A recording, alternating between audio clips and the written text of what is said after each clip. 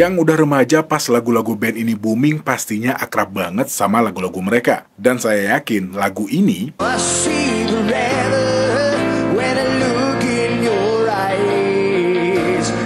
bakal punya kenangan manis tersendiri buat para pendengarnya. Tapi kayaknya bukan angkatan 70 dan 80 doang nih yang seneng sama lagu-lagu ini. Para milenial dan Gen Z kayaknya juga nggak asing sama dua tembang kenangan ini. Soalnya, lagu-lagu ini juga sering di-cover sama beberapa YouTuber. Salah satunya adalah sebuah coveran dari seorang YouTuber yang bernama Dimas Senopati ini. Dengerin deh. And you know I give myself you, and no matter what you do. Asik banget. Ya, menurut saya ini coveran paling berhasil sih, soalnya nggak semua orang bisa bawain lagu ini, dan enak, itu intinya. Tapi oke lah, mungkin ada beberapa fans yang suka sama lagu-lagu Firehouse, tapi juga penasaran sama bandnya. Firehouse itu band apa sih? Apakah semua lagu-lagu mereka sepuitis dan segombal ini? Tapi yang bikin saya lebih penasaran lagi, pada waktu itu mereka masih bisa tetap eksis dan diterima di tengah gempuran genre grunge yang cukup masif. Walaupun yang namanya tren ada masanya, dan hal ini akhirnya juga akan berpengaruh buat Firehouse. Tapi ya, nanti kita juga bakal cari tahu apa yang terjadi dengan mereka setelah masa jayanya. Dan yang penasaran siapa dan gimana perjalanan karir musiknya, yuk kita bahas sedikit kisah band ini.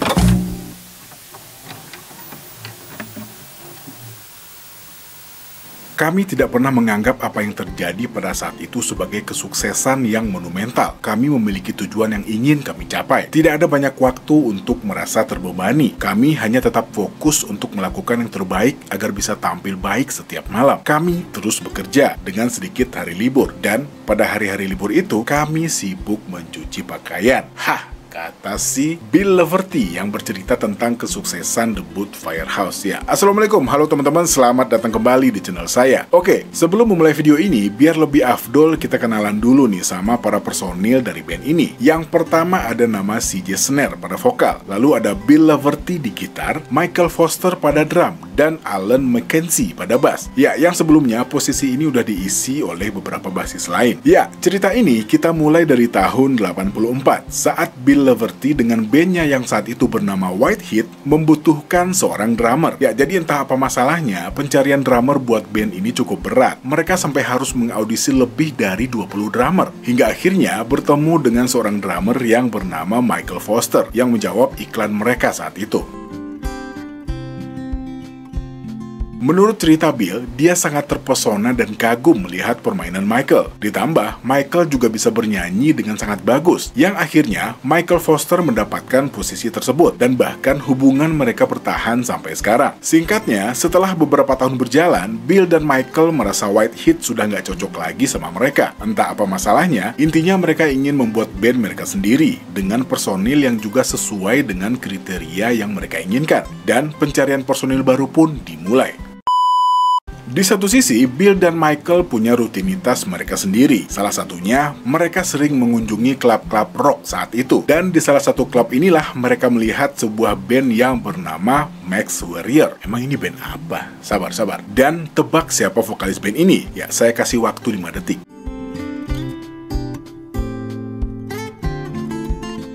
Salah, bukan James Labrie. Ya, nggak ada juga yang nebak James Labrie kayaknya. Ya, yang bernyanyi untuk band ini adalah CJ Snare dan basisnya yang bernama Perry Richardson. Dan pastinya, kayak kita yang sekarang dengerin suara CJ, ya CJ aja ya nyebutnya. Kalau nyebut Snare tuh bawaannya pengen ngambil stick drum aja gitu. Ya, lanjut. Bill dan Michael sangat terpesona dan terpukau dengan kemampuan vokal CJ. Dan mulai saat itu, mereka bertekad untuk menggabungkan band mereka. Dan gayung pun bersambut. Ya, Max Warrior pun bubar. Singkat cerita, untuk memastikan kalau mereka nggak salah pilih, Bill Leverty mengirimkan beberapa lagu ciptaannya kepada CJ Snare dan memintanya untuk mengisi vokal di lagu-lagu tersebut. Dan sekali lagi, CJ blows his mind. Ya, Bill dan Michael sekali lagi nggak bisa komentar apa-apa setelah mendengar hasil rekaman vokal CJ. Dan akhirnya, mereka memutuskan untuk menjadikan CJ sebagai vokalis utama. Dan selanjutnya, mereka mengajak Perry Richardson sebagai bassist. basis setelah kontrak Perry selesai dengan band dia sebelumnya. Dan dengan ini terbentuklah formasi klasik Firehouse dan mereka siap untuk mengguncang dunia. Ya, sedikit informasi, nama Firehouse diberikan oleh Michael Foster yang pada saat itu memiliki rencana untuk menjadi petugas pemadam kebakaran. Dan sebuah fakta lagi, ide awal untuk sampul album debut mereka seharusnya melibatkan petugas pemadam kebakaran, tetapi mereka akhirnya membuang konsep tersebut. Ya nggak tahu gimana ceritanya. Setelahnya, mereka pun mulai membuat demo di rumah Bill, bermain di bar, hotel, dan tempat-tempat lain, sambil terus melakoni pekerjaan reguler mereka. Ya, selain terus bekerja dan bermain, mereka juga mulai mengumpulkan para fans yang nantinya akan sangat berpengaruh terhadap perkembangan band ini. Mereka juga memainkan berbagai macam musik di hotel-hotel dan pesta-pesta perusahaan yang mereka datangi. Mulai dari lagu-lagu dari Red, Van Halen, dan banyak band hard rock lain, sampai lagu-lagu dari tahun 40-an dan 50-an juga mereka sikat. Tapi faktor lain yang juga sangat penting adalah bahwa Bill tidak hanya mendapatkan vokalis fenomenal dalam diri CJ, tetapi juga seorang penulis lagu yang handal. Dan hal penting lain, mereka juga punya chemistry yang bagus, layaknya seperti seorang saudara saat membuat musik. Bill juga mengatakan selain piawai dalam menulis lagu, CJ adalah seorang maestro keyboard. Dia juga memiliki begitu banyak bakat dan kreativitas, belum lagi kemampuannya dalam menciptakan melodi dan lirik yang menarik. Dia adalah seorang seniman yang lengkap dalam segala hal, katanya. Dan hal penting lain, ini buat teman-teman yang juga mau mulai berkarir di dunia musik ya. Perhatiin, setelah beberapa tahun bekerja keras dan berdedikasi di wilayah underground yang membuat Firehouse juga mulai dikenal, mereka juga mulai membuat beberapa koneksi di industri musik. Dan mungkin koneksi mereka yang paling penting adalah dengan seorang basis di Los Angeles yang bernama Dennis Trump dan vokalis yang bernama Mark dari band Slaughter. Oke, koneksi ya. Lanjut lagi. Dan juga dengan Vinnie Vincent Invasion yang akhirnya membantu para personil Firehouse untuk merekam demo yang diproduksi dengan lebih baik. Dan setelahnya, mereka mulai menyerahkan demo-demo lagu mereka untuk diputar di stasiun radio rock terbesar di Charlotte, North Carolina pada saat itu, dengan lagu Home Is Where the Heart Is yang akhirnya menjadi nomor 1 di stasiun radio terbesar di kota tersebut. Dan hal ini pastinya membuat Firehouse mulai mendapatkan perhatian, dan pertunjukan mereka pun mulai penuh sesak setiap mereka bermain di Charlotte. Dan hal ini juga membuat mereka lebih mudah mendapatkan perhatian dari perusahaan rekaman di North Carolina.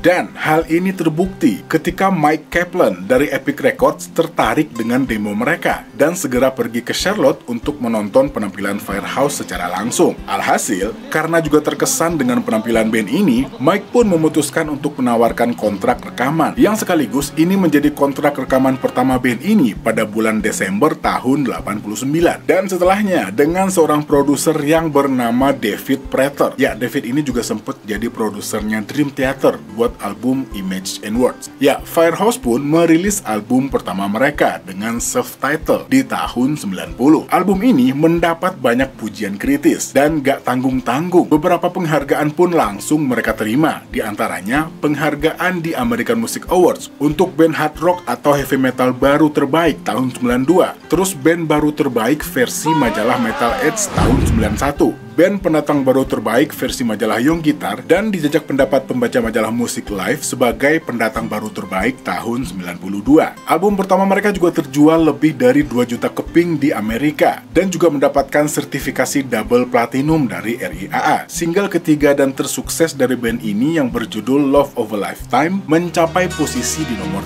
3, bersanding dengan lagu Boyz II Men, Mariah Carey, dan Whitney Houston, dan terjual lebih dari 500.000 kopi. Dengan single lain yang juga masuk dalam tangga lagu, termasuk Don't Treat Me Bad yang bergenre rock yang berada di nomor 14, dan single pertama dari album ini yang berjudul Shake and Tumble.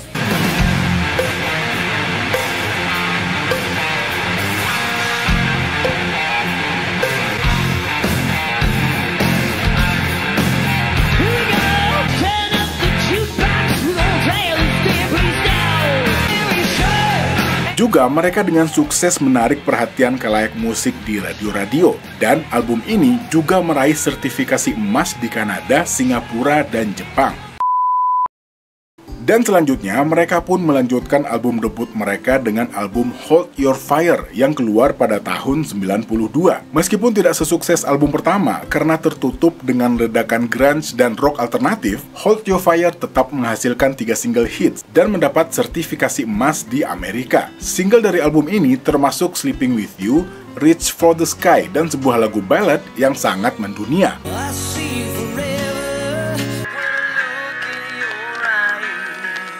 When I Look Into Your Eyes, yang juga masuk ke dalam hit 10 besar di Amerika Serikat.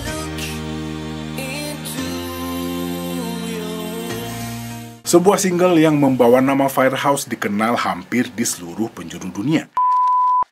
Singkat cerita, untuk album ketiga yang diberi judul Three, mereka mengajak seorang produser yang bernama Ron Nevison, yang juga pernah menjadi produser untuk Led Zeppelin, Ozzy Osbourne, Europe, Heart, dan banyak band lainnya. Meskipun kesuksesan mereka mulai memudar di Amerika pada album ini dirilis ya sekitar tahun 95, namun album ini membawa mereka meraih kesuksesan di luar negeri dibandingkan dengan sebelumnya. Dan meskipun album ini tidak terjual dengan baik di Amerika, album ini malah mendapatkan sertifikasi emas di beberapa negara Asia. Dan hal ini juga membawa kesempatan bagi mereka untuk melakukan tur di negara-negara seperti India dan Thailand. Single dari album ini yang berjudul I Live My Life For You merupakan lagu balada top 40 ketiga dari band ini di Amerika Serikat. CJ sempat berkomentar bahwa meskipun terjadi perubahan drastis di industri, Firehouse adalah satu-satunya band dari genrenya yang berhasil mencapai top 40 di tahun 95 dan tanpa harus melakukan perubahan drastis pada sound mereka.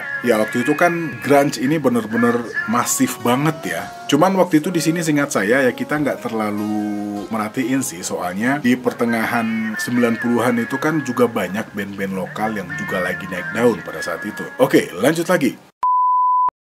Ya, sepertinya Bill cukup sadar dengan kekuatan lagu-lagu ballad Firehouse. Terbukti, di tahun 96, mereka merilis sebuah album yang bernama Good Acoustic, yang merupakan kumpulan aransemen akustik dari beberapa lagu hits mereka, serta 4 lagu baru. Good Acoustic yang diproduseri oleh sang gitaris ini meraih penghargaan emas di 6 negara di seluruh dunia, termasuk Malaysia, Thailand, dan Filipina. Lagu-lagu seperti In Your Perfect World, You Are My Religion, dan Love Don't Care menjadi hits di banyak negara Asia. Setelah album ini dirilis, mereka pun meluncurkan jadwal tur kedua mereka di Asia yang berakhir pada akhir tahun 96.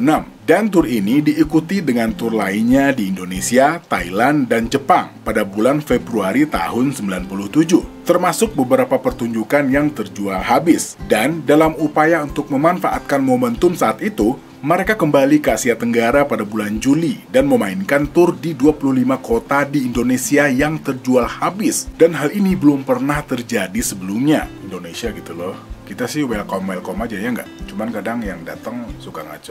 Ya, lanjut lagi. Dan sekali lagi ya, mungkin hal ini juga yang bikin band ini tetap ada dan diingat oleh khalayak. Selain piawai dalam menulis lagu, mereka juga pintar melihat dan menyusun strategi. Kenapa? Setelah mereka mulai sadar kalau labelnya mulai kurang perhatian, band ini meminta untuk dibebaskan dari kontrak mereka dan membuat perubahan yang signifikan saat menandatangani kontrak dengan sebuah label dari Jepang yang bernama Pony Canyon.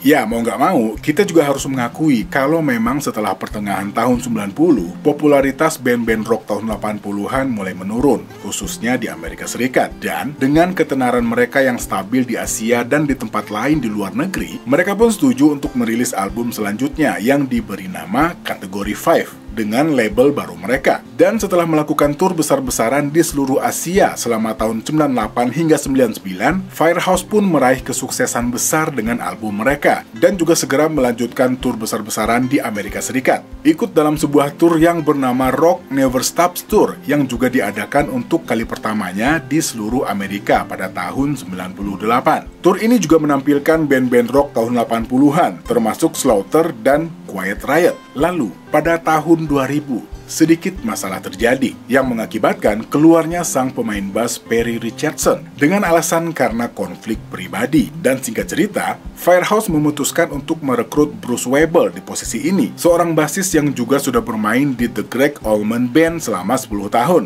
yang sebelumnya sudah bertemu dengan Bill Levatry di Sarasota, Florida.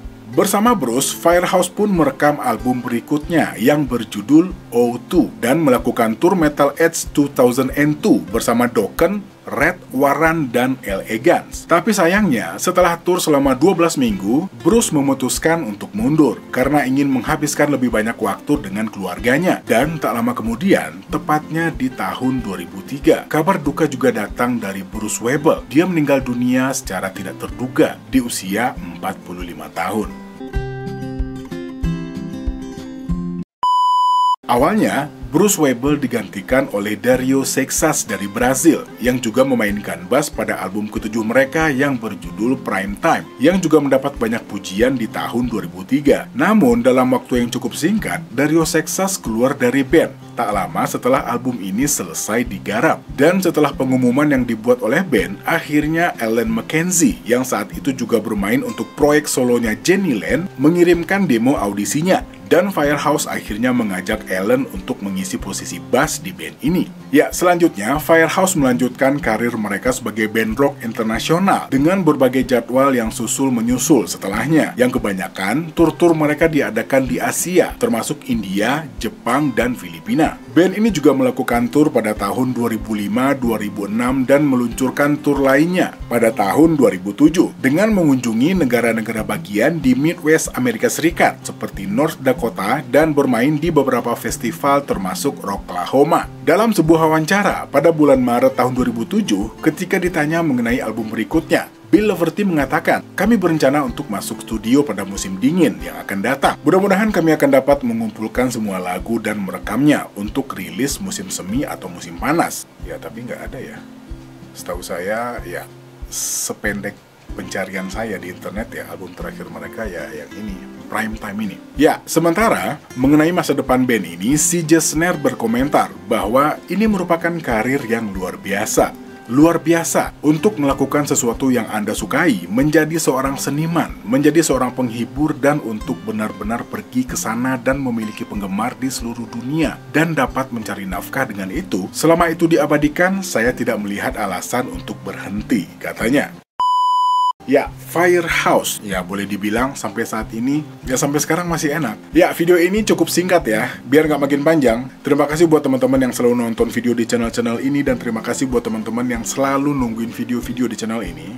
Saya nggak bisa ngomong banyak, yang jelas terima kasih banget. Dan mudah-mudahan, ya doa yang sama, semoga selalu sehat dan selalu sukses menjalani hari-harinya. Kalau gitu saya pamit, Assalamualaikum warahmatullahi wabarakatuh.